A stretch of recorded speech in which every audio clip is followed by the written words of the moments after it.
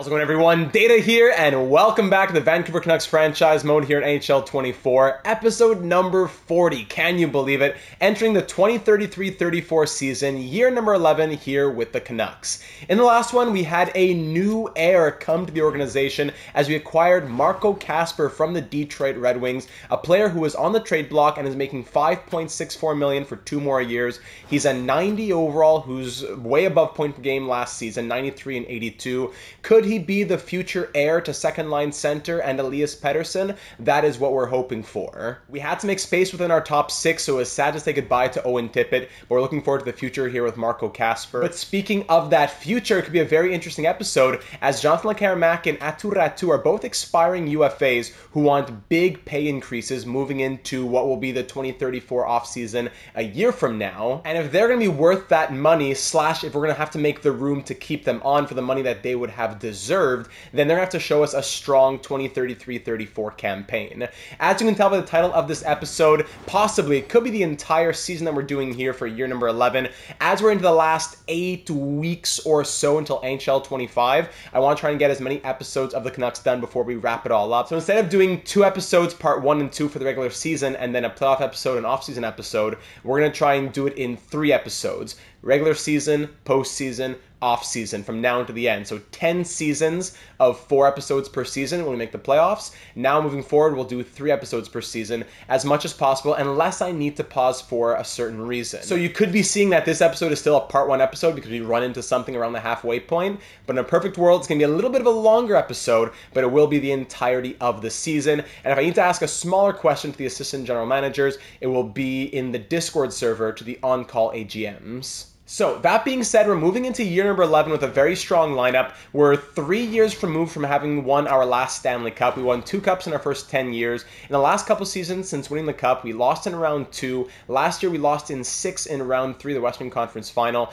So this year, it's pretty much Stanley Cup Final or bust. Our first line, as of now, Lundqvist, Markstrom, and Lekaramak with the +3.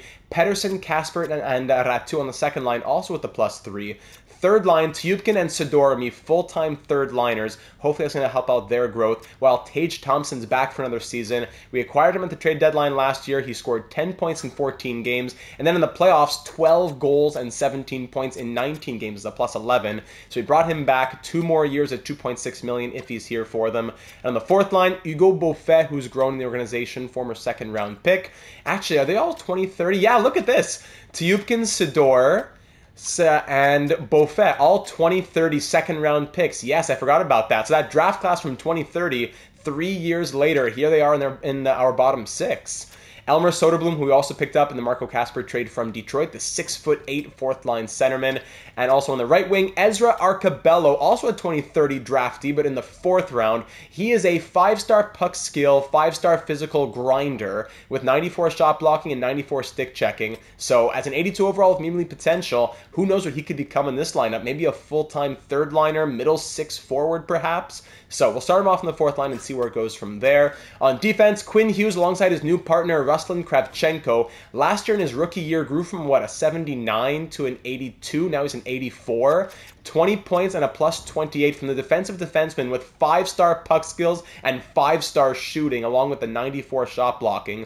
So Kravchenko might be the future partner for Quinn Hughes, even though he's now 33 and towards the back half of his career. Second pair, Christian Wallace and Noah Dobson, who's now down to an 87. And third pair, 2 rookies, Emilio Bonino, former 7th-round pick. Again, that 2030 draft class, 97 shot blocking and 5-star physical, alongside another 2030 draftee, Alexei Alexandrov. He has medium league potential, yes, at 80 overall. So an Estonian and a Canadian on that third pair. 22 years of age for Alexandrov. He's been in the AHL just for this past year at 44 points and a +33, while Bonino last season, 22 points and a +21. He played 1 game in a pinch when we needed him last year in the NHL. He made his NHL debut and was a -2 in 12/36 of ice time. But now he's an 81 overall with that low lead potential. potential, and he'll have the opportunity to make a name for himself. Between the pipes now, Hunter Jones and Rainer Muller used to be 84 and 81 respectively. The gap has closed, and now Hunter Jones is an 83 and Muller is an 82. Could Muller be the future starter of this team with medium starter potential? I'm not entirely sold on him yet. Jones is 32 and has 2 more years, including this one, on his contract. He's getting a bit more inconsistent as he gets older, but he's been great for us in this series. And we know that in the system, there's also Jakub Bykov, 22 years of age, medium elite 78. So Bykov wants to get a chance to be in the NHL sooner rather than later. Muller wants a chance to be the starter, and Jones wants a chance to retain his crease for another couple seasons. That's just one more major question for us to consider this season. Scratches, 13th forward is Vasily Podkolzin at this time. 7th D is Filip Hronek. We love this man too much to let him go. We had a lot of cap space, so hey, we'll pay him $5 million to stay as 7th defenseman. But unfortunately, Raphael Beaulieu, our 6'5", 5-star physical enforcer, 7th round pick in 2027, the last pick of the draft, I believe. We're going to have to move on from him because Ezra Carbello kind of already does that job as the 4th line enforcer, grinder, 5-star physical kind of guy. So instead of keeping Beaulieu as 14th forward, I don't think we really have the room for him. Unless something works out, it's likely Podkolzin 13th forward, Hronek 7th defenseman, and then even down in the AHL, there's other players who want to get their chance soon. Voinov's a 79, Campbell's a 79, Zykov at a 77, Pressburg not quite yet, he's 19, but a few players in the system, along with Hayden Bufflin, who we signed last season as a 78 or a 7, I think it was a 79. I signed him for the AHL, then he ended up growing to an 81 overall, 3rd line checking forward, low elite potential. Attributes are nothing too crazy, but he seems to simulate quite well.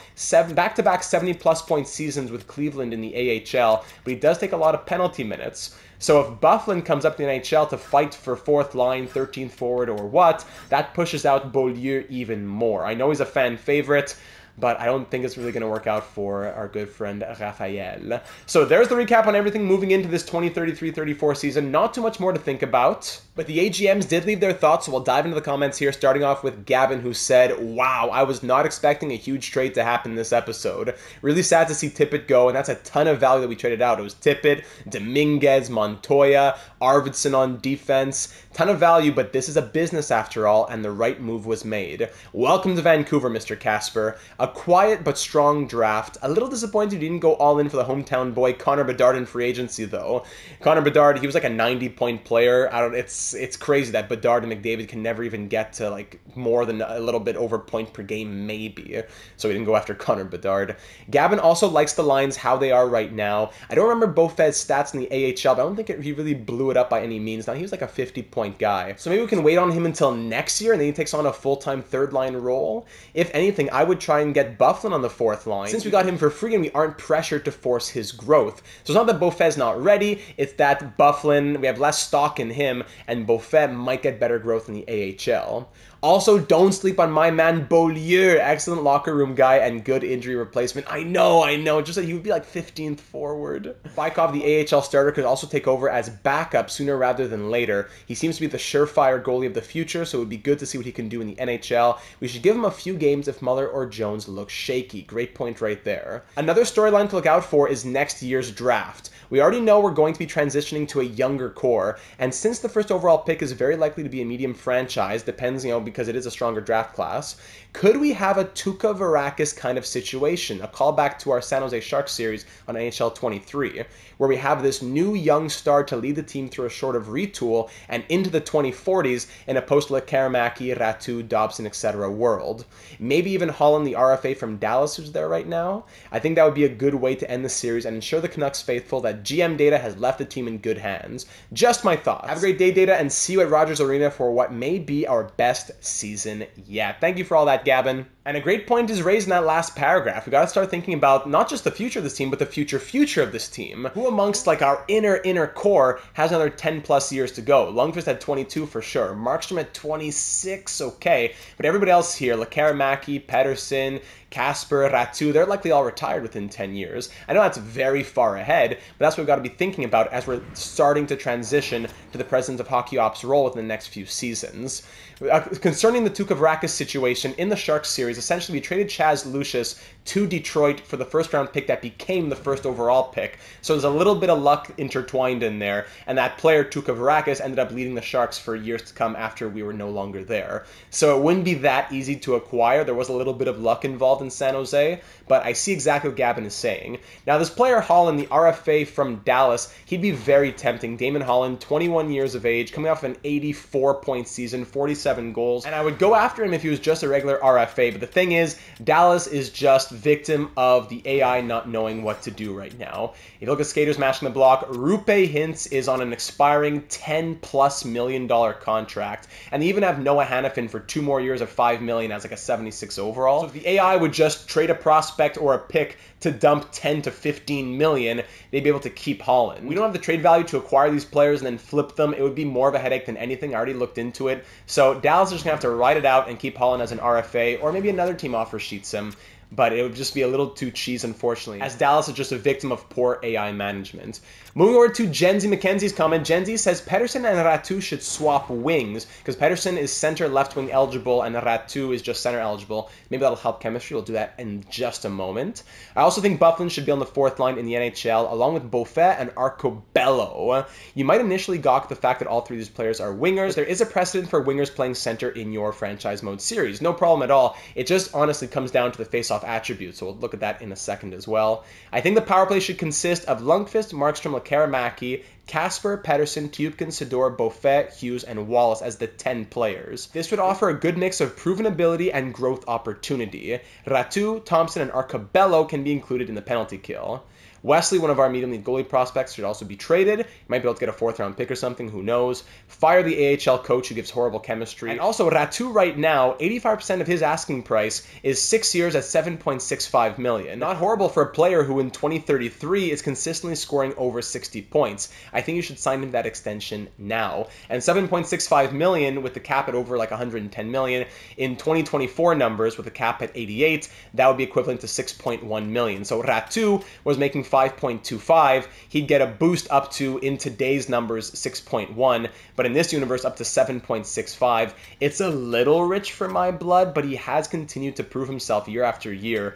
3 consecutive seasons of a 60-plus point player. But I do think what he's asking for will come down, and I'll get into the reason why in a second. So first things first, Pettersson comes to the left wing, doesn't change chemistry, but he is a center left wing, so at least that makes more sense. Initially, I kept Ratu at left wing because that's where he's been for almost the entirety of our series. So we'll start it off like this, since Pettersson is the center left wing guy, and we'll go from there. On the power play, I had the units looking like this. +5, Markstrom, Lundqvist, Hughes, Dobson, Pettersson on Unit 1. And Unit 2, no chemistry, but Kasper, Tupkin, Lekaramaki, Wallace, and Ratu. Essentially leaving out Sador and Beaufet in name of Ratu and Dobson. Now, Ratu has the very high shooting power in the 90s. He's been a fixture on the power play the last few years, actually for the entirety of the series pretty much. Always in the teens for power play points.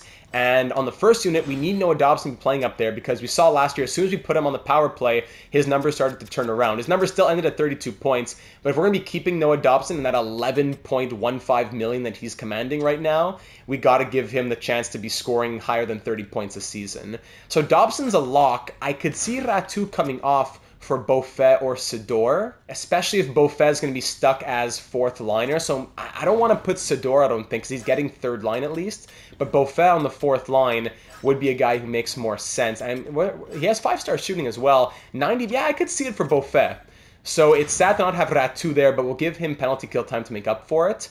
It's a bit of a younger unit with Tupkin and Beaufet there, even Wallace, who's 21, but we'll mix and match as time goes on. And for the extensions, if Ratu was just asking for that straight up, I think I'd offer it to him right now.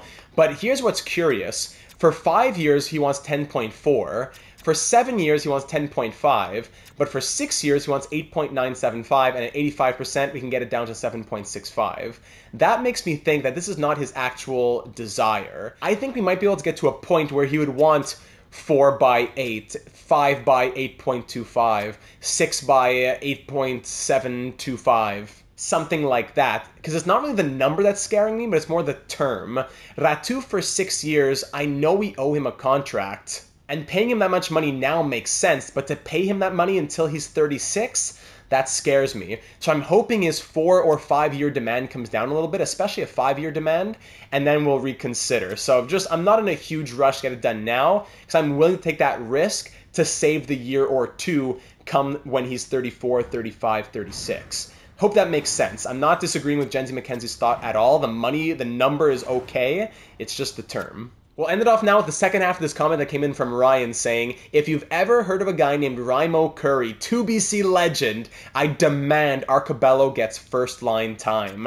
What a callback to a 2BC legend. Arcobello, I could see him getting that ice time. 5-star puck skills and everything, I could see it. We're going to start him on the 4th line, but I would not be afraid of putting him into the middle 6 sooner rather than later. And if he continues to grow, then hey, welcome top 6. We'll see what happens. The opportunity is in his hands. So thank you everyone for the comments. I'll also throw this one up from Mighty Joe, which had some great storyline thoughts in it, along with saying maybe we could check on Kravchenko's ask, because maybe $6 million isn't ideal. Maybe a change from the offseason, and then some more storyline thoughts you can read along with right here. But yes, Kravchenko, right now, he's a rookie who just had a season from 3rd pair to 2nd pair to top pair. Now we're giving his first full season, his sophomore year, as a top pair guy. He wants already $6.5 million. Is he possibly worth that? Sure. But right now, I don't really want to. Plus, he's an RFA and would have 1 more year of RFA eligibility. I don't want to give him 8x8 just yet. He could be worth that by the halfway point of this season or by the end of this season. And in franchise mode world, with the medium league potential, we know that he might just be. But when we're thinking of it from the realism point of view, again, it's his sophomore season, he's getting his first taste of a full year at top pair. Could we give him an 8x8 kind of thing? Yes. But let's wait at least a couple months and see. That may end up costing us an extra couple $100,000 on the AAV, but I'm willing to do it in the name of realism. So all that being said, ladies and gentlemen, we're ready to kick off year number 11, 2033-34. Thank you for your patience. Moving ahead to the preseason, we want to call up Bufflin to see him on the 4th line, and I think Soderblom would likely be that 13th forward. It's more Bufflin and Soderblom who are fighting it out, because Beaufet and Arcobello are the locks on the wings. So if those two guys are duking it out and Podkolzin's there just kind of be the extra, Beaulieu probably just has to be traded at this point for whatever it might be, along with that medium league goalie prospect we kind of have as excess. And that would be Wesley here, 65 at 21. Yeah, that's him. So it's sad. It's very sad, Beaulieu. We love him. We'll send him to an Eastern Conference team. We'll give him a good home. We'll try sending them to the Devils here, conservative buyers. What can we get here? 3rd round pick from New Jersey? No, we get more than that. Oh, they'd have too many goalies, though. Got to find a team that works in the East. And the Bruins are our last chance here. Would they have too many goalies? No, they could do it. But we get more than a 3rd, maybe even a 2nd. 2nd, it'll be tight, but let's even get a 2nd round pick. Boston, what do you say? Rejected, isn't sufficient at all. I'd be willing to throw in something on our end. We have 2 6ths. So if I give you our 6th, can I take a 2nd and a 7th back from you? Even our own 7th. I'd rather give a little to get the 2nd than not and get the 3rd. So we need just a touch. So just take out the 7th then. So I'd rather swap the 6th for the 2nd than just get the 3rd straight up. So Beaulieu, Wesley, and a 6th to Boston for a 2nd. Thank you very much, Boston. Pleasure doing business. Rivalry trade right there. That now gives us a 1st, 2 2nds, 2 3rds, 2 5ths, and a 6th in this upcoming draft class, which seems to be pretty strong. I think it was a medium-high class coming up. So we're looking forward to that. So with that trade having been made, we can call up Bufflin now. We can go to the lines as well. That leaves a spot in the AHL lineup. And we have a few players who want that spot, all with like low elite, low top 6 potential. I'll just put Valette here for a second. Can we dump any of these guys? Probably Engqvist is 24. Former 7th round pick. Love those gems. And even Bomick is 23. Also a former 7th round pick. If we trade Bomick and Engqvist, even Alto... Anti-Alto. He did pretty well though last season, did he not? 53 points. Let's keep Alto. Even if he won't grow, we need to have good players in this team. I think we'll trade Engqvist and Bomick to bring in 3 of those players and keep 1 as extra for injury. Another sad day as we're parting with 2 players who have been in the organization for quite a while now. Players who we grew from 7th round picks. Not to NHLers, but at least to serviceable, very serviceable AHLers. Can we take a 5th back? And then they have too many players. Okay, Tampa, what do you say to this? Very good. We could get probably a bit more. I don't want to cheese too much. I would take a 4th. Maybe we could try to squeeze for I think we could squeeze for a third, but I won't do it. I'll just take the fourth back from Tampa. Trade accepted. Absolute no-brainer. Good luck to those two guys in Tampa. Thank you for all your service here with Abbotsford especially. And we'll fix up the AHL lines where we finally get to the preseason. All right, so lines fixed in the AHL, but the chemistry on defense is still atrocious with this coach. -3s for everybody, no matter where they go, because every defenseman seems to have the same fit. So if we go to the coaching staff, Ferrelli cannot stay as head coach.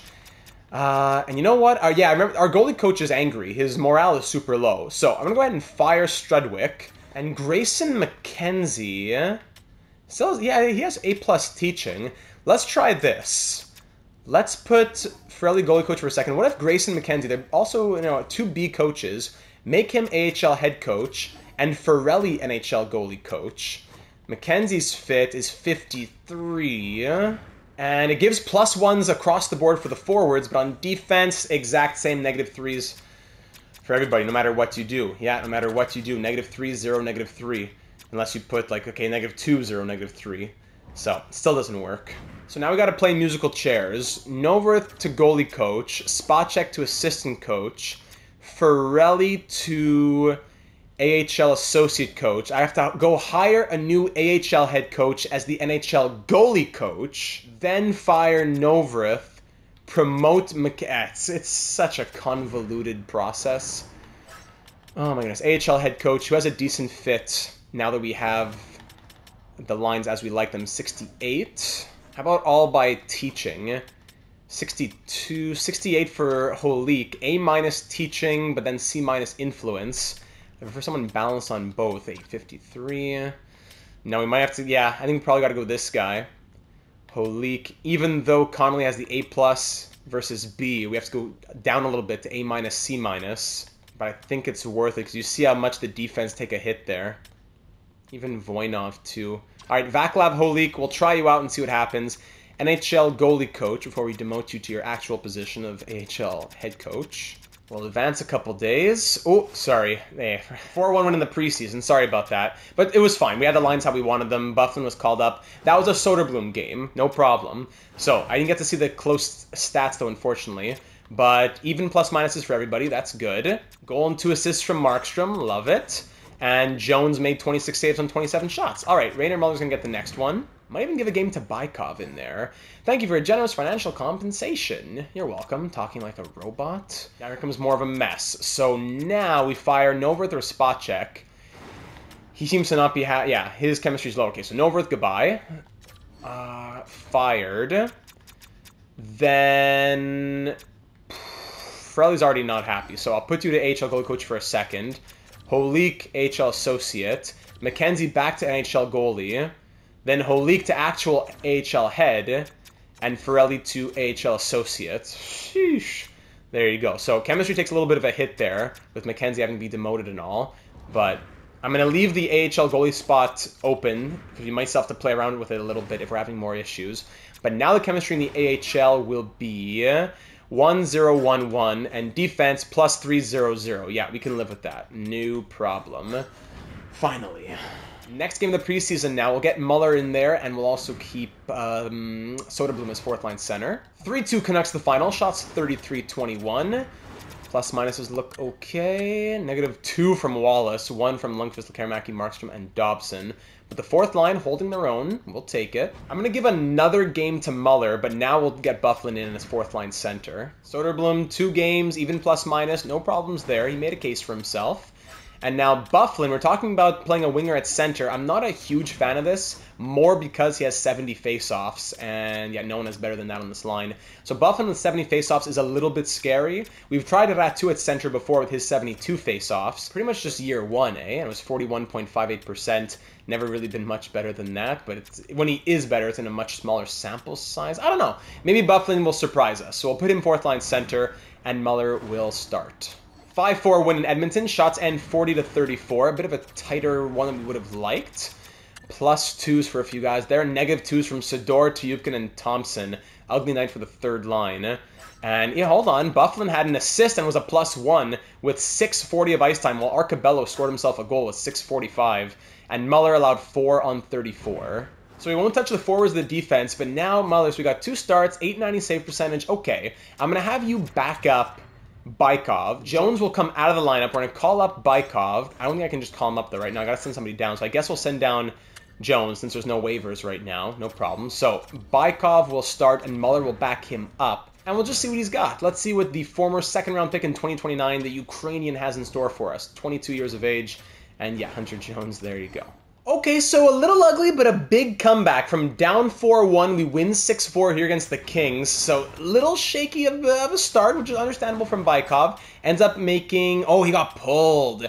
4 goals on 12 shots. He gets pulled, and Muller makes 19 saves on 19 shots. I see. 3 points from Dobson, 2 from Markstrom and Lundqvist. -1 from Lundqvist as well, which is odd. Really low on the fourth line ice time here. Bufflin played 458. That's crazy. But 6-4 victory. Muller proved himself. It's kind of like a mini start for him. So we'll go back to Bykov again. Fourth line on Bufflin played 2 games, correct? Is it? Yeah, I think it was 2 each now. So 1 assist plus 1. Very little ice time, though, from Bufflin. The poor guy's been getting the short end of the stick in that regard. So I'll give him another game while also going back to Bykov. Very good. We'll keep everything the same as that 6-4 victory. Okay, 7-3 the final. 3 goals on 22 shots against Bykov. Not great, but not horrible. We can take that. 864 save percentage. All right. 3 points from Pettersson. There he is. +4 from Alexandrov. Love that. -1 from Wallace. Bufflin played 742. At least there's that. Even plus-minus. Okay. 2 games left in the preseason now. Bykov, I'm not saying he's horrible. Get him off the team.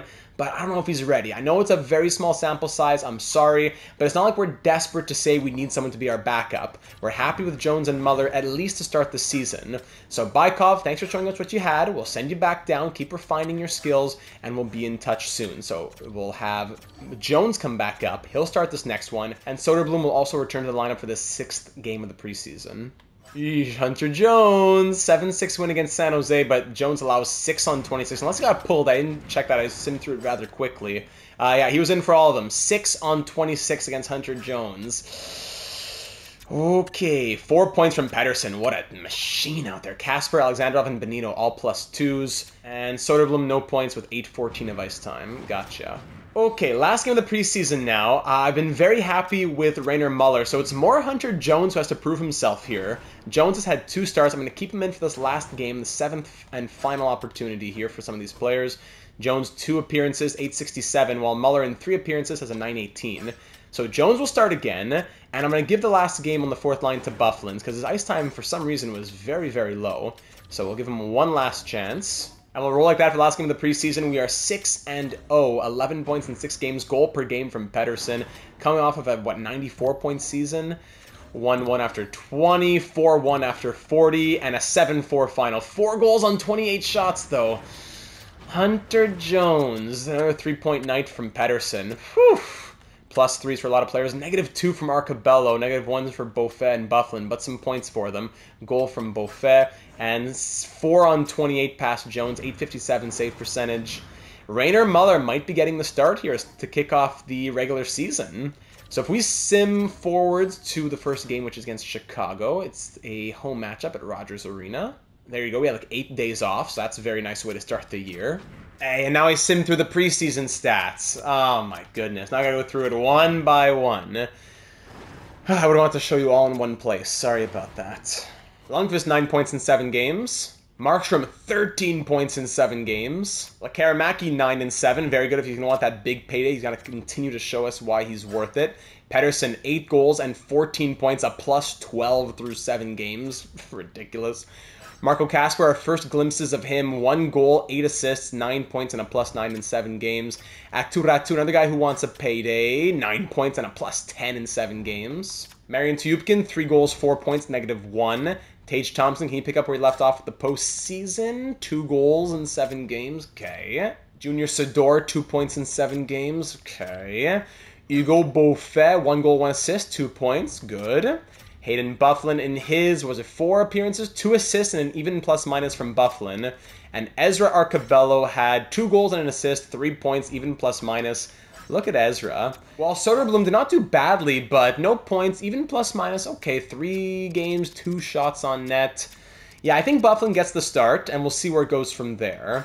By the way, Soderblom, he was on Anaheim last season, not Detroit. My apologies. We got him from Anaheim. So they're the forwards. On defense, Hughes, 9 points and a +7 in those 7 games. On the top pair with Kravchenko, who had 2 points and was a +5. Love it. Christian Wallace in his 3rd season now, 3 points in 7 games. Dobson, we need big numbers from Dobson. Good. Point per game. Good, a sign of good things to come. 7 points in 7 games and a +3. Emilio Benino, 1 assist and a +8. Look at that. Alexandrov, also 4 points and a +7. Woohoo! Let's get excited, ladies and gentlemen. While Hunter Jones, his final preseason numbers, 3 wins, 3-0, but .864 save percentage and 3.57 goals against. While Rainer Muller, on the other hand, in 2 appearances, 0-2, but a .916 save percentage and 2.58 goals against average. So I think the season start is going to go to Rainer Muller, and it's his opportunity to lose now. Maybe we split it 5-5 in the first 10 or so, but unless there's any back-to-backs, I'm going to say the first 5-ish games are going to Rainer Muller, and we'll see what happens from there. Again, it's going to be a bit of a longer episode. We're checking in on things from time to time, trying to tweak it where we need to tweak it, unless it's just a first half episode and you've been knowing it, and you've known that all along from seeing the title. But I'm going to assume that we're doing the full season in this one. To kick off year number 11 at home, Rogers Arena, facing off against the Blackhawks. Let's do it, ladies and gentlemen. Casper making his Canucks debut. A few players in their rookie season as well. First period, and it's 2-1, excuse me. Hugo Beaufet scores a goal in his first NHL game. 5 minutes and 16 seconds into his NHL debut, Hugo Beaufet opens up the scoring. Lundqvist makes it 2-0, then GOALIE makes it 2-1. Shots double in our favor, 14-7. Second period, no scoring. Shots now 22-21. The Hawks come back hard there. But Alvon power plays Chicago early in the third. We kill that one off. Let's go. 5 minutes into the period, still a 2-1 lead. Let's add to it with a power play opportunity killed off by the Blackhawks, who now lead in shots. It's 33-30 in the last 7 minutes. Power play Blackhawks, and it's Connor Zary, who's going to tie this game at 2 into the final 5 minutes. 2 minutes to go for the home opener. Is there a hero late? We're off to overtime with shots 36-33 for the Blackhawks. I'd go in if it wasn't so painful. We're going to save it only for the big moments. Overtime, 3-on-3 action here in Vancouver into the final minute, and we're off to a shootout. Shots end 42-41 Vancouver, and in the shootout, the Blackhawks take it. The lone goal from Kiviharju.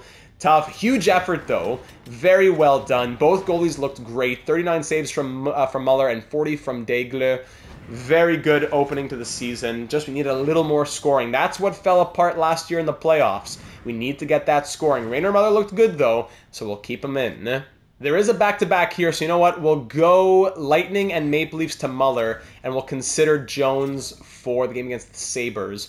3-2 loss against Tampa and a 4-3 win against the Maple Leafs. Rainer Muller, .913 save percentage, looking good, but I'm just going to make sure he gets his rest. Hunter Jones will start this one against the Sabres. We're 1-1-1. Sabres 3-1-0 in Buffalo, and Benino has a bruised arm. Thankfully, only a short-term injury, though. That will allow for franchise legend Filip Hronek to return to the lineup. Love that. That's someone that we can really trust in a replacement role. So we'll keep him. Actually, no, Alexandrov's a left-handed player, so we'll swap left and right. And we'll continue like that. It's 5-2 win, but yeah, it's like a 3-week injury there for Benino. That's too bad. 5-2 victory. Okay, we're going to keep Jones maybe to end the road trip, then we go back. We'll see. 4-3 loss. No, we'll go back to Muller. We'll go back. Jones, .915 save percentage. Pretty even numbers from the two of them so far. Good, they're going to have to fight it out. Muller's going to get the Jets here in Winnipeg, and they are 1-4-1. 3-1 victory, very good. So now we're back at home for a little homestand. Muller looked good in that one, so I'm willing to give him 3 more games, no questions asked. Let's go 1, 2, 3, and we'll get to the Coyotes and see then. 3 more games. At home against the Lightning, 6-3 win, very nice. We beat them to... we had lost against them. No! Concussion for Arcabello! And he's out until December 1st, about a month out for Arcabello. Beaufet, 3 points, -1. Byfuglien, 3 points, -1 as well. So Byfuglien can go to the wing, and Soderblom will come in here. But Colson also an option, but I want the centerman to come in. So Soderblom will come in, Byfuglien to the wing, and we'll do it like that. That is too bad. Blackhawks, we beat them 6-2. Last game here. 5-2-1, 2 on overtime loss. Actually, so 5, 6, 7, 8, 9. Let's do this last one to get to the 10-game mark. and then we'll see against the Rangers. Against the Coyotes, we lose 3-2. So 5-3-2 through our first 10 games. Lundqvist, 8 goals and 11 points. Not doing a big deep dive, just want to see if anything really stands out to us. Pettersson, point per game. Even plus minus from Dobson. Kasper, 7 assists. Alexandrov looks really good. 6 points. 5 points and a +6. Thompson, a little slow. Kravchenko, 2 goals and a +6. Hronik, 2 points and a +3 in his 6 games that he played. Okay. And goaltending, Muller, 4-2-2 with a .924. So we're going to keep rolling with Rainer. Back to the calendar. We'll only do 2 more games because then I have to update the scouting. So let's just quickly do 2 until I got to do a little internal pause for myself. Okay, back to it. 5-3 win. Tupkin's healthy. Good. 5-3 win against the Rangers. K'Andre Miller and a 4th for one of our medium league prospects. That's tempting, but $8.35 million, no. In Vegas, 2-1 loss. 6-4-2 as I'll pause for the scouting. All right, back to it, continuing this road trip. Let's get back home against Columbus and see how we're looking by then. Rainer Muller can keep up a few more starts. 5-2 loss against the Blackhawks United Center. In Minnesota, 8-1 win. Great bounce back. Markstrom strained hamstring. The injury bug's coming a little too heavy here. Markstrom's going to be... Actually, that opens the door to Marco Kasper to come to first-line center now with the +5. All right. Thompson or Tupkin to move up, because Tupkin has 79 faceoffs and Thompson has 78. So you know what? Yeah, Tupkin can come up here. Actually, no. He can go on the wing, and Pettersson can just go center. Tupkin comes up to play with Pettersson and Ratu, quand même, no problem. And I guess we'll say Beaufet comes up with Thompson and Sidor. And finally, Vasily Podkolzin, welcome back to the lineup. One of our greatest leaders in this franchise mode. And we'll continue like that. All right, and Bonino is fully healed. So we'll take out Hronik, but he had 4 points and was a +2 through those 11 games. He was very good. It's just that there's no room for him. He knows his role. He's getting paid very well to do that role. And you just got to look pretty. Sign some autographs, kiss some babies, and we'll keep going like that. Now on the power play, I forgot that the replacing all lines wouldn't quite work with Podkolzin. So I'll put Pettersson on the wing here. And Sidor will get power play time. How about that? For unit number 1. Aside from that, Podkolzin can fill in for 4-on-4 line, whatever, for a few games. I'm not going to break my head. And we pause here. So 8-1 victory, then a 5-3 win, 5-3 win. Let's keep them rolling. Look for win 10 against Columbus, as we'll then have a little bit of a homestand here. 4-game homestand. 7-6 loss. All right, this is where we'll give Rainer Muller a rest. He, through 15 appearances, has a .909 save percentage. Okay, same as Hunter Jones, actually, in 4 appearances. So, Hunter Jones, let's give him a couple starts and see if he can run with his opportunity. Now that he's been watching Rainer Muller start all these games, maybe he's finding that hunger within himself. He's finding that rejuvenation, that passion for the game again. So, I'll give him the rest of the games at home. I'll give him 3 more. Devils, 4-2 loss. Maple Leafs, Markstrom back to full health. So Kasper will move back down. He was up to 13 points in 19 games. Good. Pettersson probably could have moved up as well, but I want to give that ice time to Kasper. And Tupkin, 4 goals, 10 points in 19 games. Okay, I'll take that. Move everybody back.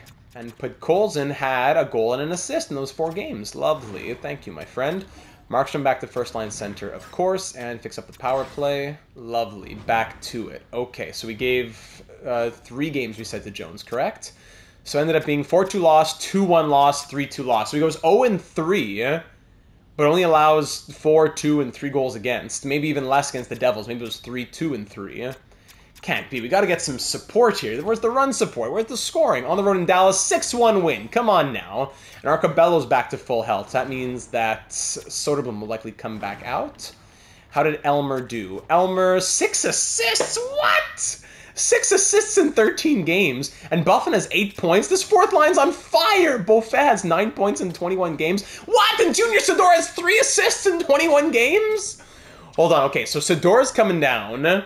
Maybe Beaufet should be up here. Would that make sense? Hugo? Voyons, Hugo. Voyons, allez. Let's try like that. Sidor can't leave the lineup, though. But then Sidor gets limited ice time. But the 4th line's doing very well, so maybe that's actually going to help Sidor. Okay, let's do that. And it's hard to take out Soderblom, though. 6 assists in 13 games. But we have to. Arcobello's the guy. Arcobello's the guy. But if things go badly for Sidor, I don't know. Let's go like that. And we'll check back in soon enough. 6-1 win, so we're going to keep giving Jones a couple more. Yeah, let's give 2 more starts. Then in the back-to-back, go back to Rainer. 6-5 win and a 4-3 loss. Come on, we're 11, 10, and 2? A team this good? Pettersson, 27 points? We're hovering around 500? Come on now. Jones, 889 save percentage. Hunter, bro, please. Rayner back in, and we're going to give him... There's no back-to-backs for a little bit. We're going to give him a couple of weeks, actually. I'm giving him a couple of weeks. I'm really heavy on Rayner here. 3-1 win right there against the Penguins. 7-5 win, okay. 6-2 win, we'll take it. 3-2 shootout win, thank you. Ear check for a second, we'll decline. Predators beat us 5-2. Ducks, we beat them 4-3. And Bonino MCL sprain out for like 3 months. No, Emilio. Ah, Paisano, Emilio. So, we'll bring back Hronik, which is perfectly fine. It's just I'm sad about Emilio. Hronik will come back in, who had scored what? He had 4 points and it was a +2. So Bonino's out for like 3 months. He was up to 3 points and was a +6. Emilio. Oh, that's too bad. No thank you, Nashville. And then an 8-4 win against Calgary. Good, so we're 17-11 and 2. We're what, 6-1 in the last 7 games or something? Good. I'm going to keep it rolling until the next back-to-back. No reason to stop. Rainer Muller is starting to prove himself more and more. At home against the Flames, we beat them 8-4, and then we lose 7-5. Great. Followed by a 5-2 win. I'm going to give the 14, 16, and 5 Oilers to Hunter Jones. If he can't do it against them, then we're starting to continue to think more and more seriously about the future, his future on this team. Muller at a 905 save percentage. Okay, and down in the AHL, how's Bykov doing? 913 save percentage, but with goaltending, auto goalie rotate turned off, Kabanov not getting enough starts. So we'll give Kabanov a little bit of a stretch as well now. We're 16, 6, and 4 with 28 points in 26 games from Zykov down in the AHL. All right, at Rogers Place against the Oilers, Hronik, mild concussion. Now who do we have on defense? Nobody. Do we go Soderblom on defense? Would that be ridiculous? Unless we have to call somebody up. I don't really have much to call up. Do we go Soderblom? Like, is this crazy? It's only for a short time. Do we go 6'8" Elmer Soderblom on defense? 13 games, 6 assists, and a +4. Let's give it 2 games and see. And it was a 3-2 shootout loss. Oh my goodness. Okay, back to Rayner. Not horrible, but it's a back-to-back, so we're going back to Rayner. Here against probably the top of the NHL Avalanche, who are 23-9-1. 7-3 in their last 10. We're 7-2-1 in our last 10.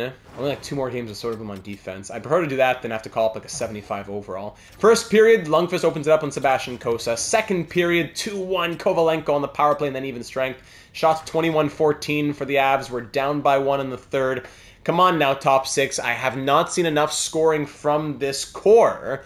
Halfway through the third, no scoring. Power play killed off. Power play Avalanche killed off as well. Shots are pretty much tied here with 5 minutes to go. Do we have a hero late?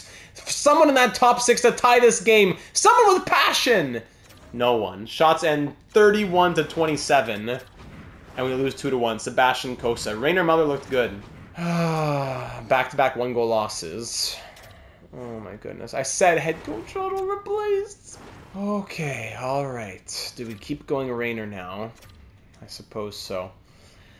The Capitals are another very good team here on New Year's Eve. At home, 6-2 win. Nice way to ring in the new year, and Hronik should be back. Hey, 1 more game.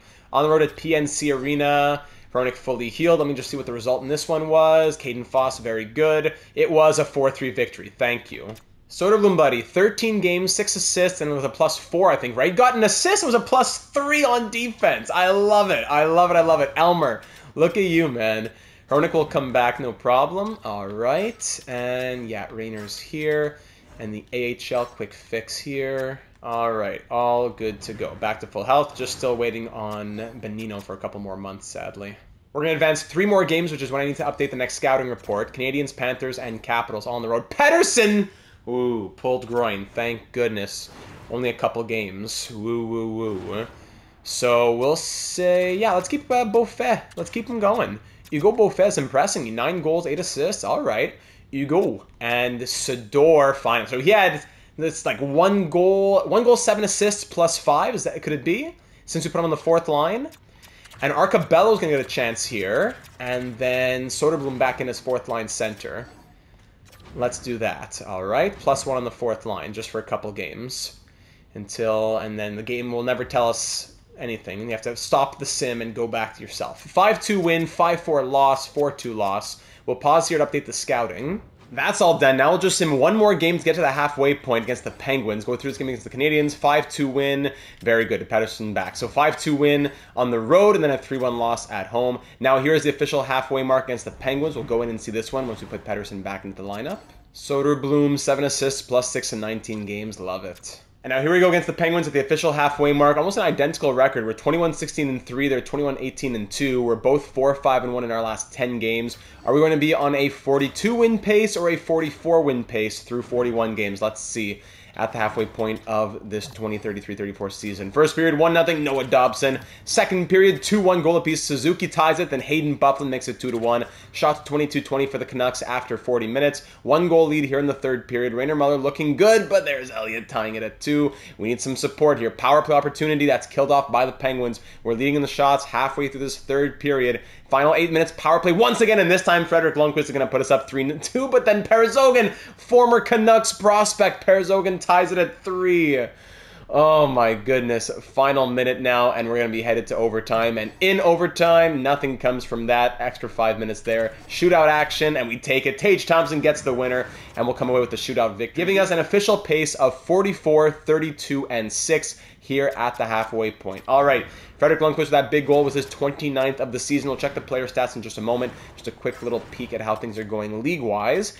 In the entire NHL, we sit in 12th right now with our record. 3.8 goals for per game, 4th highest.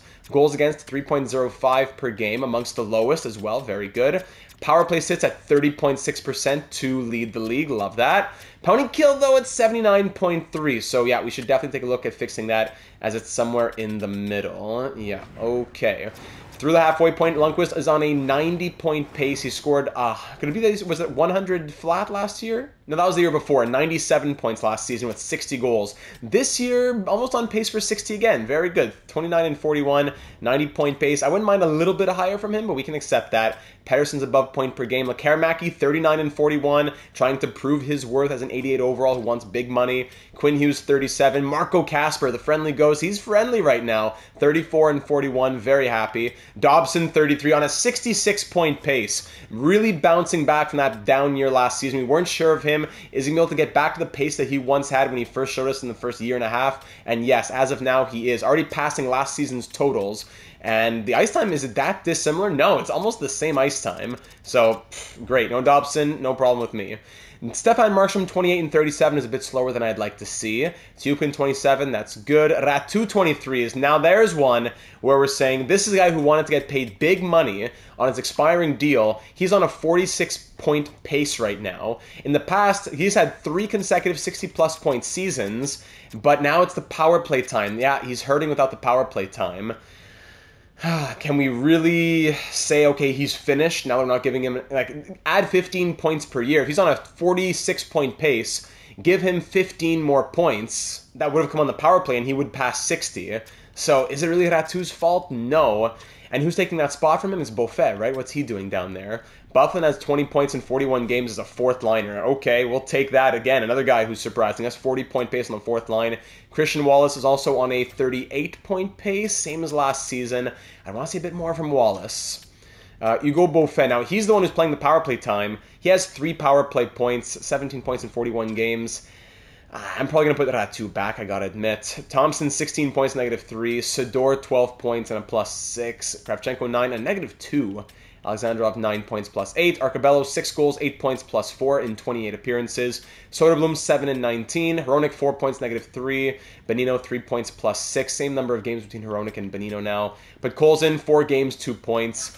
Goaltending as well, we've been wondering about this. Rainer Muller, 19, 12, and 2 with a .903 save percentage and 2.97 goals against, while Hunter Jones, through 11 appearances, is 3-6 and 1, 8.96 save percentage, 3.06 goals against. While Rainer Muller has been showing the better numbers, I think that's fair to say, it's not like it's that much better or ridiculous that, like, yes, this is now his crease. Hunter Jones is still going to have that chance to fight his way back into that starting role in the second half.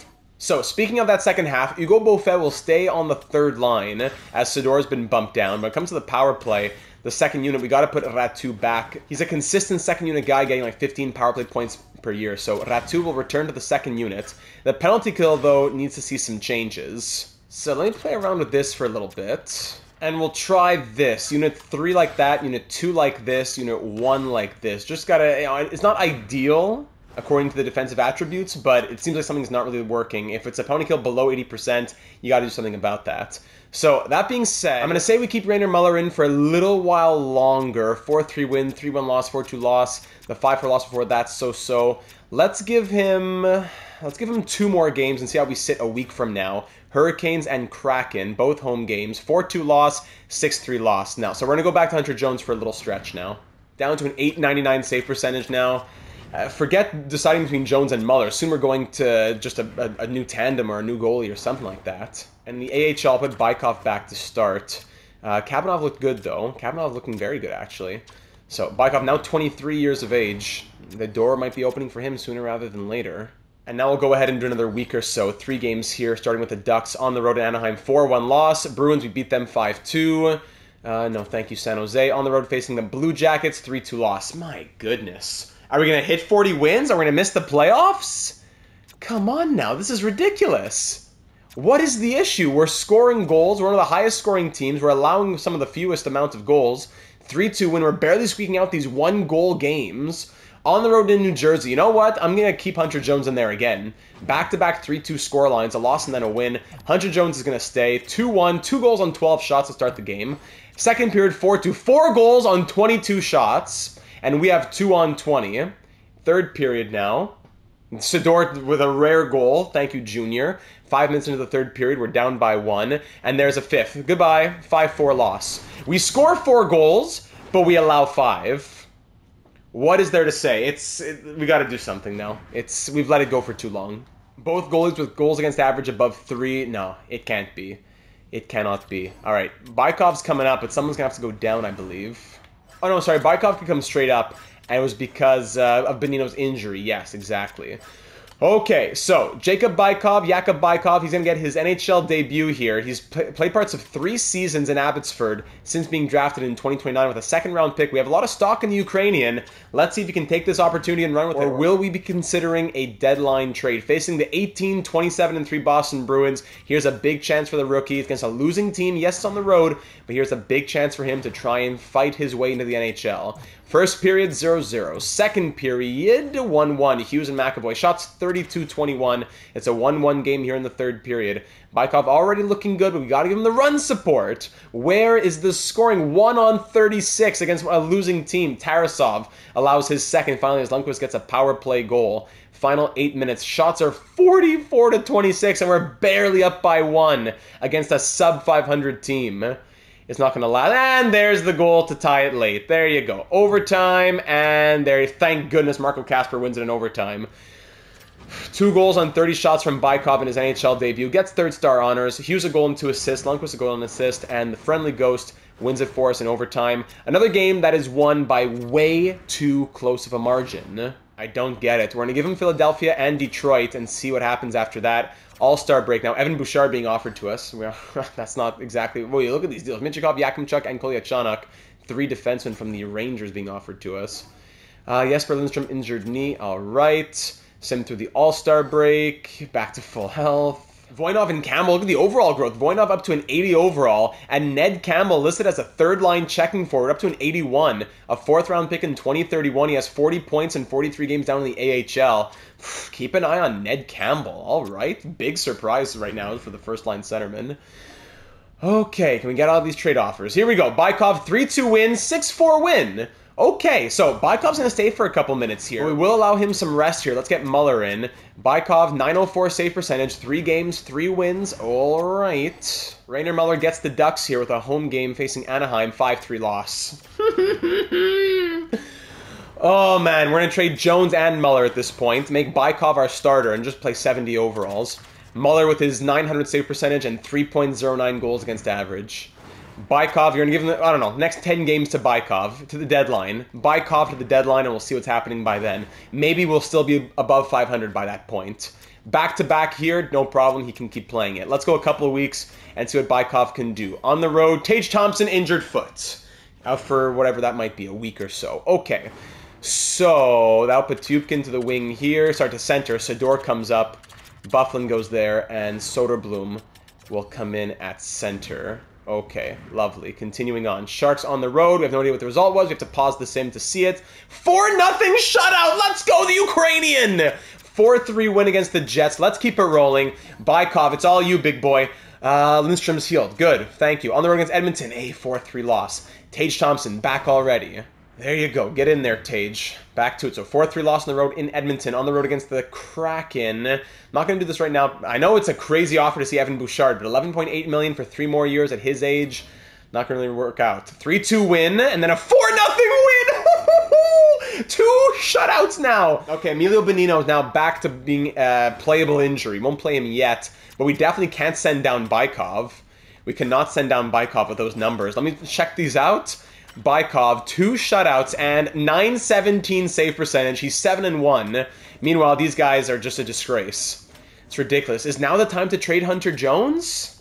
I mean, we have the money, and he's under contract for 1 more year. So even if he is theoretically done in our minds, we don't need to force a trade right now. Having a third goalie isn't the worst thing for injuries. But we got to send somebody down to make room because of Bonino now. And it would probably have to be Podkolzin, making 1.75. Whether a team that wants to take him on, 2 more years of 1.75, including this one, 79 overall. I don't want to send down any of our full-time NHLers who are in the lineup. Podkolzin, we're going to have to risk it for Podkolzin, unless Hronek were to go down. But no, he's playing right now, and Bonino's still playable injury. Podkolzin's the guy who's sitting there the most. We're going to have to risk it. Vasily Podkolzin through waivers, and he makes it through. Woo! Great, we need him for the morale. Very good. So Bonino's going to stay out until he's fully healthy. Bykov's going to continue to start. Let's keep going. Give him another game against the Senators. At home, it's a 2-1 loss. Again, it's 1-goal game. We only allow 2, but we only score 1. Bonino back to full health, and it's a 7-2 win against the Kraken in Seattle.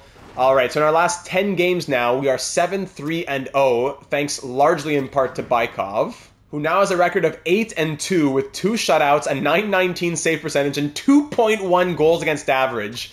Oh, this game is broken. Okay, defense now. Filip Hronek, he's down to a 79 in 37 games with Bonino out, mostly with Bonino out. 8 points and -5 from the veteran. Thank you for your service. We'll put you back in the press box, relax a little bit, take a load off. Emilio Bonino, who's having a good rookie season, he's back to prove himself.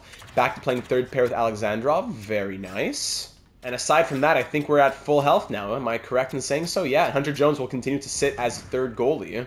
Now, I'm curious at this point, how have the contract demands kind of, balanced out a little here? Okay, so Lekarmaki wanting 6x10 makes a bit more sense. We can get him to 85% into the 8 millions. It doesn't get much cheaper than that, though. So yeah, 7.5 is pretty much 10.75 would be what he wants. For 5 years, you know what? That's not a crazy demand. Wanting 13 million was crazy, but 10.75, 85% is 9. It's not really in the 8s. It's 9.1375. So 5 by 9.15 in today's NHL with the salary cap being like 110 million. That's equivalent to about 7.3 million on Lekarmaki. A point per game plus first line player. I think that's fair. We can admit that. He wanted 13 million before. That was ridiculous. But we have 26.3 million in extension dollars. 5 years at 9.15. Let's see if he wants to do that. I'd be okay with doing that. Aturatu, let's see now. Are your demands coming down a little bit? Yes, this is what I was waiting for. I wanted to see the 3 and 4 year demands. Very good. I can do 3 years at that kind of number for Aturatu. 7.6, 85%, 6.46, so 3 years at 6.5 basically. A little bit of a raise on what he's been getting. 3 years at 6.5. Bringing him to about 34. Yeah, I think that makes perfect sense. His 4-year demand is exactly the same, so maybe he would want cheaper by then if we extend him for another 1 or 2 years after. 3 by 6.5 is fine by me. Christian Wallace, how about you? 4 by 7.7. 3 years keeps him as an RFA. Yeah, we probably go 3 years. That would bring him down to 6.26. So 6.26 would actually be more like 6.275. Yeah, 6.275 for 3 years on a second pair D-man, former top 10 pick. I think that's okay. We'll keep him as an RFA as well. And with the other extensions, it still leaves us with about 4.4 million, I believe. So we'll send that to Christian Wallace. Now Kravchenko, we have about 4.4 million here. He wants a 2 by 7. That's not going to fly. No, so we're going to have to wait on Kravchenko. Hronek's probably going to walk. And that's about it for right now. That's about it. Rainer Muller, what would you be looking at? He's 6x6! Whoa! And he's an expiring UFA. Maybe Rainer Muller's the guy who gets traded. He wants 6x6? With these numbers? In this economy? No, Rainer, buddy, you're way off. You are way, way off. I'd be willing to trade Rainer Muller for a better backup, and we'll decide Hunter Jones later on, but just say right now it's Bykov and that other guy. This is the last game before the trade deadline, so you know what? Let's showcase Rainer Muller. His last start as a Canuck here.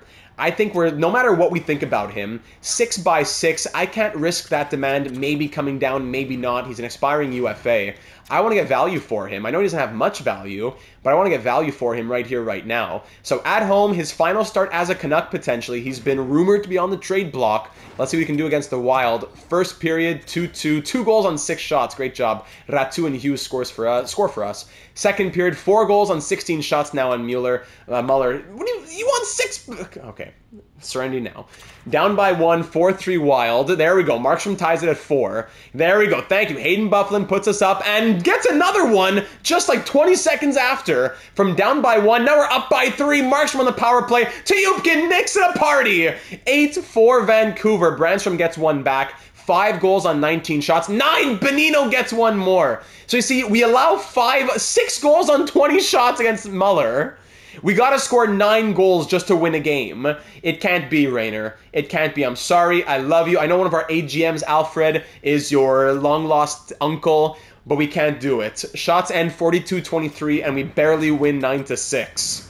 Come on now. Voyons. 2 goals and an assist from Bufflin, a goal and 3 assists from Hughes, 2 goals from Markstrom, and I'm decided. We're trading Rainer Muller. Who for? I got to do some research on the trade blocks here and find a team that has maybe a good goalie that's in the AHL or good enough goalie who's an expiring UFA. I'll do some research and get back in a minute. Alright, so I've done my research. There's really almost nothing out there, but it all comes down to 2 names. Number 1, over in the St. Louis Blues, being buried in the AHL as an 80 overall, is Juho Markkanen. Markkanen has an 80 overall, has a .918 save percentage, 2.6 goals against average, 19, 14, and 5 as a record, and he's had some NHL experience over the last few years between the Blues, the Sharks, etc. So I think Markkanen would be a decent option, good AHL numbers, he's shown some good NHL numbers, but the bigger issue is, number 1, the Blues wouldn't really have much use for Rainer Muller if they brought in another 82 overall. The bigger one that I'm wondering, and I asked in the Discord server, it was a close vote, but I said with no context, this one I'm about to show you was voted with the majority as the one we should go after, and I think the storyline fits as well, because if you go over to Edmonton, they have Thatcher Demko on their trade block. Demko, currently a starter in Edmonton. Number 1, if we were to acquire him, Rainer Muller can instantly become the starter in Edmonton, and they'd be happy to do that, and they have Nago coming up in the system in the future. Thatcher Demko on the block, expiring UFA, 79 overall, of course, former Vancouver Canuck. In the NHL, his numbers are worse than Markkanen, but NHL to AHL, 25, 14, and 3 on the year, 1 shutout, 911 save percentage, 3.09 goals against average. Not the greatest numbers. We traded him away years ago to Colorado. Back in 2025-26, we traded him to the Avalanche in the Callum Ritchie package. Yeah, I remember that. Found his way to LA, spent a lot of years there, and now here he is over in Edmonton. Hasn't been going the greatest. The Oilers are sellers, despite having a 29, 27, and 7 record. They'd be getting an improvement here in Rainer Muller, overall-wise in the short term and also long-term with the age. So because the Oilers could use Muller, because Demko's on the trade block, and because the Discord server has a slight majority in saying let's get the goaltender with Demko stats instead of Markkanen's AHL stats, I'm going to say let's do this. Rainer Muller to the Oilers for Thatcher Demko. The value is in our favor, so we could take back a little bit as well. Maybe a 4th round pick just to toss in there. Edmonton, what do you say to this? Reject. You're not in the right city, let alone ballpark. We give him the 5th, and then, the fans be cheering the streets. Hope you know what you're doing. Still not the right city, let alone ballpark. Let's try a 6th round pick. Not in the right city, let alone ballpark. Let's try a 7th round pick from Carolina. Edmonton, what do you say? You've actually failed to meet our needs. Okay, so sorry to offend you. Muller for Demko. This is an absolute no-brainer! Yes, I'm not gonna let you change your mind about... What a joke. Rainer Muller off to Edmonton. Thank you for your time here in Vancouver. Thatcher Demko, the forgotten son, comes home. The former 2nd round pick back in 2014. things weren't working out for him when he was here in Vancouver. His numbers were so, but really it was the playoffs that killed him. And when we traded him away, he had an .890 save percentage through 35 appearances, 3.59 goals against. The playoffs in Vancouver, a couple of ugly runs in 2024 and 2025. So we moved on from Demko, but now we welcome him home now that he is at 38 years of age. In 2034, Demko returns to Vancouver, and he'll be in a tandem with Bykov as Jones continues to be a question mark. So Bykov continues to start, absolutely. Demko will back him up, 78 and 79 overall there. And then now over in Edmonton, Muller can get starting minutes. And if they want to re-sign him, they can re-sign him. It works more for them organizationally than it would have for St. Louis. So Rainer Muller, a former third-round pick in 2026, spent years in Abbotsford, spent parts of 3 seasons in Vancouver, 80 appearances, went 44, 24, and 5, .899 save percentage, 3.1 goals against average, playoffs 2 and 3 with good numbers. But we thank him for his service, and now we move on. And I think that's the only move that we'll be making here at the trade deadline as we fast forward to deadline day. Easy decision for Ratu to extend. That's big news. Wallace rejects. He might want more money, I see. An easy decision from Lekaramaki. Whoo! 2 big signings as 2 top 6 players are extended. That is a huge moment for this episode. Very big news. And we look at our contracts now, and the money that we'll have to play with next season, all expiring. Now Wallace and Kravchenko are the 2 guys we had to extend, and we have $12.7 million to do it. I think we'll be able to, especially with both being RFAs, and if we're moving out Hunter Jones and his money potentially, we should be just fine. All right, so at the trade deadline, any big moves being made around the league? Dustin Wolf to Florida. Wow, save for Travis Konechny from Philadelphia, both going to Florida. Zane Park to the Kraken. Any other big names? Minchikov to the Winnipeg Jets. Bobby Brink to the Capitals. David Yurchek to the Jets. And there you go. Not too many trades at the 2034 deadline. Let's keep it rolling. Bykov will start for this one against the 42-17-2 Colorado Avalanche at home. It's a big matchup for the rookie, but we're putting a lot of faith in him. Let's see if he can do it with Demko backing him up, giving him some support. First period, 1-0 Elias Pettersson. Second period, 3-2. Tiyupkin and Lundqvist score for us, but Jaeger and Pinto get a couple on Bykov. Shots are 29-16, almost double in our favor, but we're up by 1. It's only a slim margin. Power play Avalanche killed off 5 minutes into the period, and then Kovalenko, there he is, tying it up 3-on-21 past Bykov, but Elias Pettersson puts us back ahead. It's a 4-3 game with 11 minutes to go now. Shots still very much in our favor, 35-24. Into the final 6 minutes with the home ice advantage. First game since the deadline. Kovalenko, his second of the period. 4-on-26 past Bykov. But look, Haramaki with his shiny new extension gets the game-winning goal. Lundqvist adds an empty netter. Lekaramaki, first game since his extension. Some question marks surrounding him. Could he be in trade discussions? No, we extend him, and first game with that extension, he gets the game winner against a very difficult opponent. 2 goals and an assist from Pettersson, 2 goals Lundqvist, a goal and an assist for Lekaramaki. Big one right there against a tough opponent. Win number 34 on the year. Leo Loof on waivers, 2 years at 2.6. I will pass on Leo Loof. Thank you very much. 34, 24, and 3 is our record as we head back to the calendar. And we'll give Demko a game against the Wild. Let's do that. Let's give him the Wild. We'll keep going Bykov for the next 4 games. In Las Vegas, 5-3 loss. In LA, 4-2 loss. We beat Edmonton 9-5. Oh, we should have gone to see that one. We beat Rainer Muller and the Oilers 9-5. Love to see that. And we lose 4-1. So since making those trades, we're 2-3. All right, Demko's going to get a start here. His first start as a Canuck in, what, 8 years? On the road in Minnesota. Bykov, how you doing? .891 save percentage, but 10 wins. Demko, here we go. It's all up to you for this one. And if you want to start more than just a one-off, you'll show us a good performance at Xcel Energy Center. Facing the Wild, it's a 2-1 win. Woo! Only 1 goal against. That's great. We got to score more than just 2 goals. We'll give him his first home game here against the Predators. 5-3 win. Okay. All right, Thatcher. I'll give him a few more. Why not? Keep it rolling against his old team, the team he actually played the majority of his career for, the LA Kings, I believe, right? Facing the Kings at home, 8-1 win. How do you do? Facing Vegas at home once again. That's a 3-1 loss. All right, we'll go 1 more, and then we'll go back to Bykov against the Sharks. Flames beat us 5-2. Okay, back to Bykov. Demko, how you doing? 3-2, 915 save percentage, 2.52 goals against. Okay. Bykov's back in. Let's do 4 games of Bykov until the next back-to-back. Then we go back to Demko. At home, 5-2 loss. On the road, Kravchenko strained hamstring. That's going to keep him out until close to the end of the year. Oh, boy. So Hughes, you know what? Let's go Hughes and Wallace. I know it's a -1, but I'm loving Dobson in that second pair role. And then Bonino can come up, and we'll go Alexandrov with Hronek. It's not a super long-term injury. The season's almost done here now. So Hronek will come in on the third pair. In Dallas, 3-1 loss. Come on. I might only go one more of Bykov here. Come on. 7-3 win. Thank you. All right, Bykov, you get another one on the road against Nashville. Ratu is healthy. Good. 9-3 win. Thank you. Let's let him rest up a little bit. 8 games left in the season. We hit 40 wins. That's nice. We already know this should be a stronger second half. We're on pace for 44. Right, if I'm not remembering that incorrectly. We'll go back to Demko here, because we got to figure out the big question of the comments heading into next episode will be, who's our postseason starter?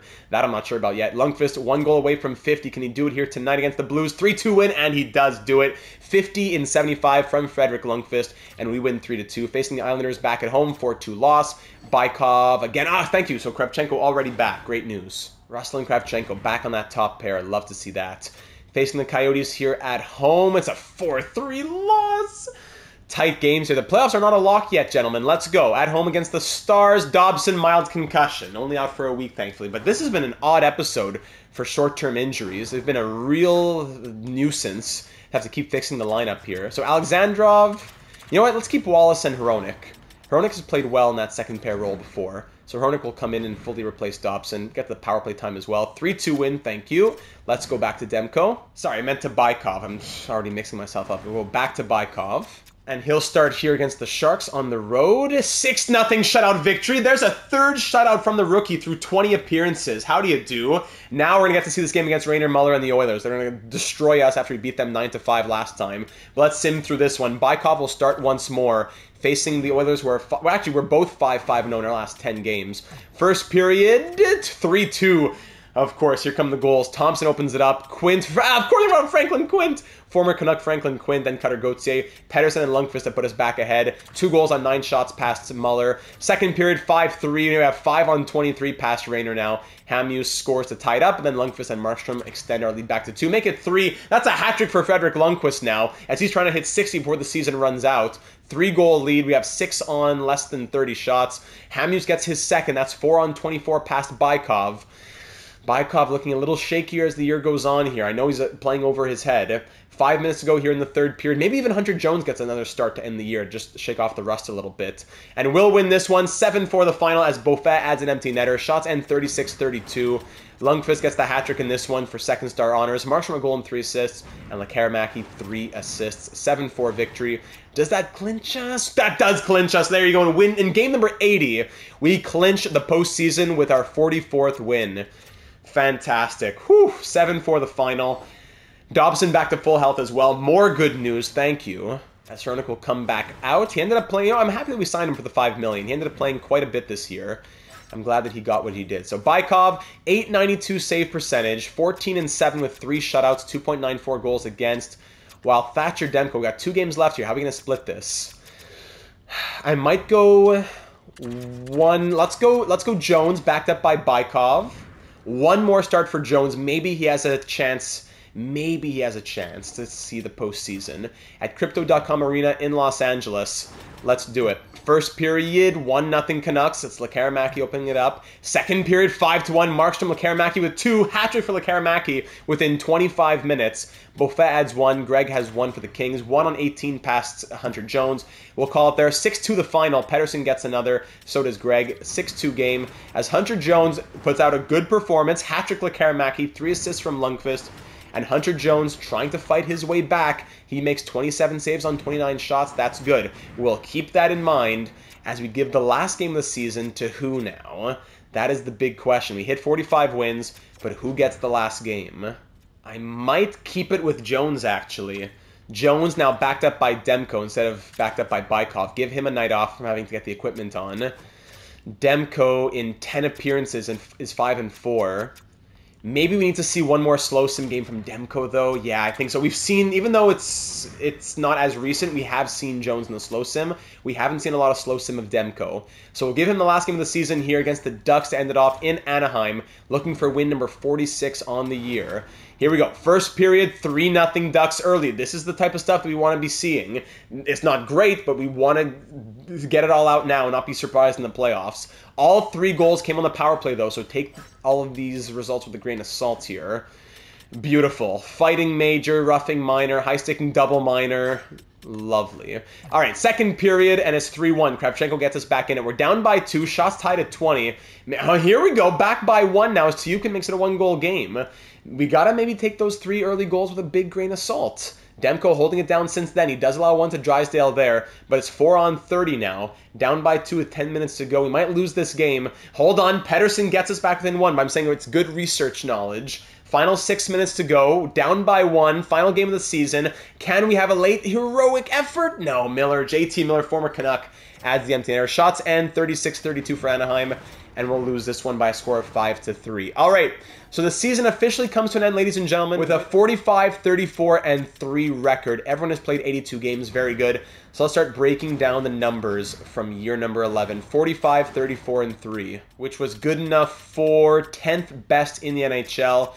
All right, 3.87 goals for per game. That puts us 3rd highest in the league behind Washington and Colorado. Makes sense. 3.11 goals against per game, amongst the top 10 lowest. So just, that's league scoring. Everyone's allowing about 3 goals plus per game.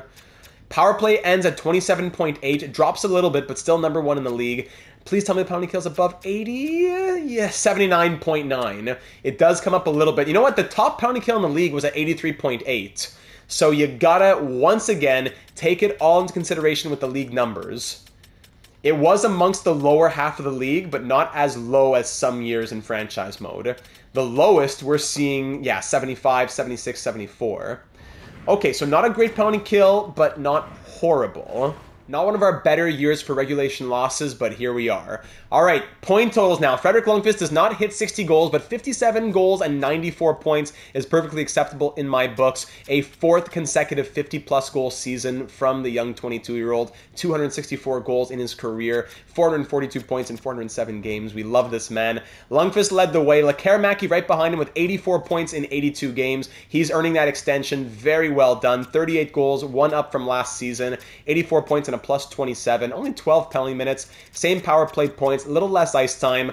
I'm very happy to see that from Lekkerimäki, who at one point was about to shock us with his contract demands. So you just got to be able to play it right in franchise mode.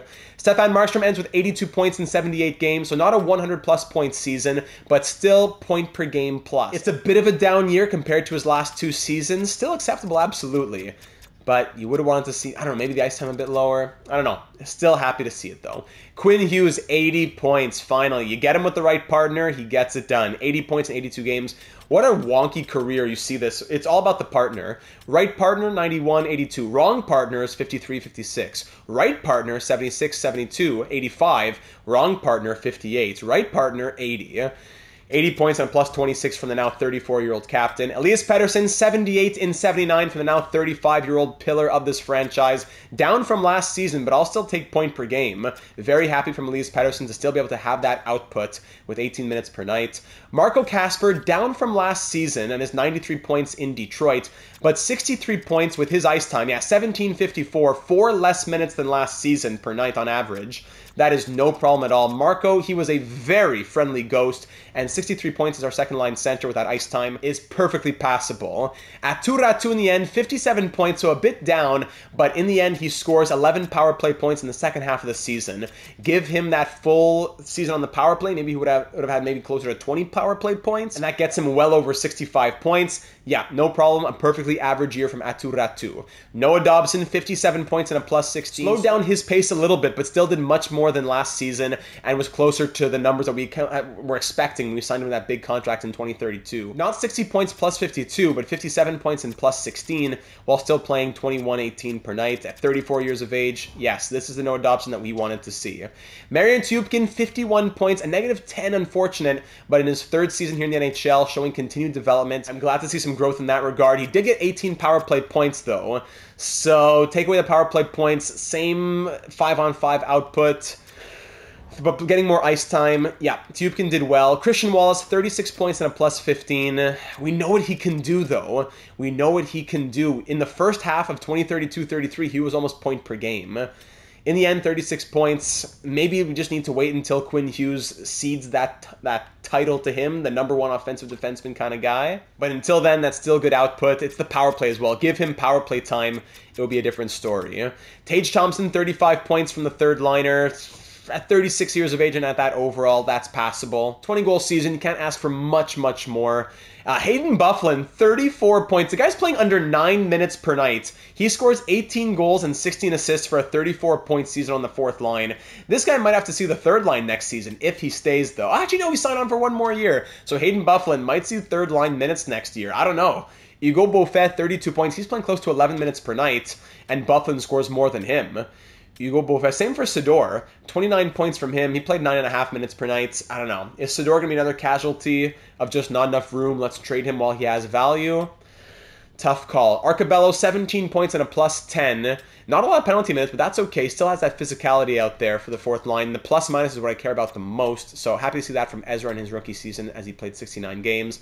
Alexandrov had a full rookie season, 17 points and a +8 as a third-pair defenseman. Very trustworthy. I'm glad to see him growing in that regard. Kravchenko, 15 points and a +11 through 78 games. So Alexandrov scores more than him, playing 8 minutes less on average per night. I'm surprised because Kravchenko last year scored 20 and 73. I thought he put up more than just 15 this season. I'm not complaining, but I thought he would put more. Hronik had 10 points in 43 games. Soderblom, 7 assists. He'll continue to be a good option for us. Benito in his rookie season, 6 points and a +7 in 42 games, so around a 12-point pace. And there you have it. Goaltenders in the end. So Thatcher Demko here in Vancouver goes 5-5, 903 save percentage, and 2.92 goals against average. That was his appearance. Those were his appearances as a Canuck. Bykov goes 14-7 through 21 appearances, 3 shutouts, 892 save percentage, and 2.94 goals against average. While finally, Hunter Jones goes 6-10-1 with a 901 save percentage and 2.98 goals against average. Of these 3 goaltenders, who is your 2034 postseason starter? That will be the question. Down in the AHL, some good numbers here. Yeah, Voinov, 70-70. He'll be in the NHL next year, absolutely. Zykov and Campbell both want to be in the NHL as well. Zykov, 67, Campbell, 63, up to an 81 overall. Pressburg, 61 points from him. Very good. After last year was a bit of a question mark with his AHL numbers. Very good development from Johan Pressburg. Kuka, Alto, Foss, Naslund, and goaltenders Kabanov and Savatsky. Both with medium potential, but yeah, okay, they could still be something. I like that. So we need to free up some space next season. That could be where Sador and Thompson are maybe on their way out. It's possible. And looking at the entire NHL, as well as a couple other players who we're interested in just a moment, Brendan McLeod wins the Art Ross with 133 points and also wins the Rocket with 65 goals. Lundqvist ends second in league scoring, though, so at least there's that. But 94 points, not quite enough to get into that top 10, unfortunately. Defensive scoring, Quinn Hughes and his 80 points is just second to Lane Hudson, who was point per game at 82 in 82. And for the goaltending here, yeah, we're not going to really be up here when we have such a mishmash of goaltending. But if we look at, let's say, minimum 40 games played, let's say minimum 50 games played, save percentage, the best goalie in the league has a 911 save percentage. Demko is up there as well, and Ilya Leonov, former goaltender in our system. So you know what? It's not the end of the world when you have a 911 save percentage in today's NHL, and the best goals against average is a 2.8. So you really got to take everything into account. Rookie skaters as well, leading in the league in that regard. It was Fabian Bolt, the first overall pick from last year, who had 52 points. And our old prospect, Perezogan, now over in Pittsburgh, 78 overall, 35-point rookie season. Good for him. I wish him all the best. It's too bad. Now, the last guys we got to take a little peek at would be the players we traded to Detroit in the Marco Kasper deal. And here's Owen Tippett, who had a 56-point season, 29 goals in 82 games, but limited ice time, playing like third-line minutes, 13-13. Yeah, he's playing third-line minutes. Good. Those are very good numbers for the third line, 56 points. Good for Owen Tippett, still getting it done. We also traded them... Where's Arvidsson? Down in the AHL, I guess they traded Arvidsson, eh? Wow, okay, so we'll look him up in just a minute. And secondly, of course, it's Rainer Muller. Gotta check him out. Rainer Muller, what did he do once traded to Edmonton? 8-8-1, 905 save percentage, but a higher goals against average at 3.37. All right. Arvidsson, let's see. Stefan Arvidsson traded to Toronto. Really? Okay. still at an 82 as well. So in Detroit, he played 58 games and scored 38 points. Look at him, negative 11. Then gets traded to the Maple Leafs, where he scored 7 assists in 18 games. Both teams, wow, he was playing almost 25 minutes a night in Detroit, so I'm glad he was able to spread his wings and fly. He got traded in some sort of package to the Leafs as they were buyers, and now he's playing 17.5 minutes per night on a contender. Good for him on an expiring deal. Hopefully he does well with Toronto. And speaking of that Detroit trade, don't forget about Dorian Dominguez. He is still in Detroit. Did I miss him in the point totals? Or yeah, I must have missed him. He played 6 games and scored 2 points. Buried by Detroit. Ridiculous. And we saw Parazogin in Pittsburgh. What about Dylan Montoya? I forgot about him. Yeah, still in Pittsburgh. He played only 19 games. No. Okay, I'm not sure. Oh, yeah, those are his playoff numbers. Woo, okay. Full season, 41 points in 82 games. Negative 22, but a full season. 12:08 of ice time. Okay, but showing what he can do when given the opportunity. Good for Dylan Montoya. Whew, what a year. Long episode in this one, ladies and gentlemen. Thanks for bearing with me. Let's wrap it up now. We're looking at our opponent in round number 1 of the Year 11 postseason. We will be facing the Lundqvist fully healthy, very good, the Anaheim Ducks, who we lost to end the season. They end the season 41, 37, and 4. So we have a long history with the Ducks. This will be our 5th matchup against them through 10 postseason berths in our 11 seasons so far. Yeah, so every other postseason we're playing them on average. First line, Carlson, Howe, and McTavish in Anaheim. Second line, Terry, Zegras, and Carlson. Leo Carlson and Ludwig Carlson. Don't mess them up.